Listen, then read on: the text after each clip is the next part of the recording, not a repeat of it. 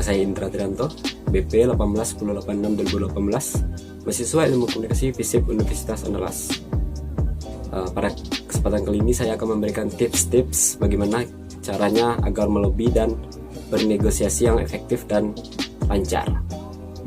Yang pertama adalah mempersiapkan diri secara matang. Nah, maksudnya di sini bagaimana kita mempersiapkan materi yang ingin kita presentasikan dan yang ingin kita bawa ke dalam proses lobby dan negosiasi. Dan mempersiapkan ini cukup penting agar kita sukses dan tidak ada kelupaan materi yang ingin kita sampaikan.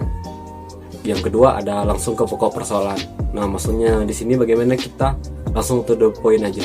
Basa-basi itu perlu, tapi jangan terlalu lama karena mungkin klien yang ingin kita lobby sedang sibuk atau ingin cepat-cepat selesai, dan langsung to the point ini cukup memberi nilai plus bagi kita ke sasaran, karena mereka akan menganggap kita sebagai pribadi yang to the point dan tidak bertele-tele.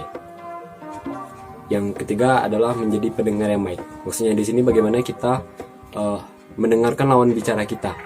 Tentunya jika kita tidak mendengarkan lawan bicara kita, itu termasuk cukup lancang dalam proses lobby dan negosiasi. Dan ketika sasaran kita ingin ngomong, sebaiknya kita tidak memotong pembicaraan yang dia sampaikan. Keempat ada mengendalikan diri dan emosi. Nah, maksudnya di sini bagaimana kita mengendalikan emosi kita ketika proses lobby dan negosiasi. Nah, misalnya kita menang, sebaiknya kita tidak mengekspresikan kesenangan kita, dan jika kita gagal, jangan kita mengekspresikan kecewa terhadap sasaran. Itu akan menyebabkan kita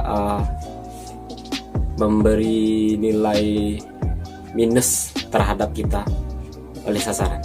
Nah, yang poin terakhir adalah tetap menghormati lawan bicara.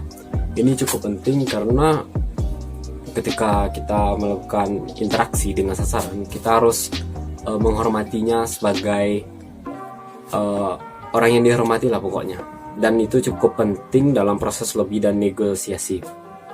Nah, tadi kan saya telah menjelaskan bagaimana tips-tips lobby dan negosiasi. Sebenarnya banyak sih bagaimana tips dan lobby dan negosiasi yang ada di internet, buku-buku dan jurnal. Dan 5 tips tersebut saya ambil karena itu cukup menarik dan cukup mudah dipahami oleh teman-teman. Mungkin itu yang dapat saya sampaikan. Terima kasih.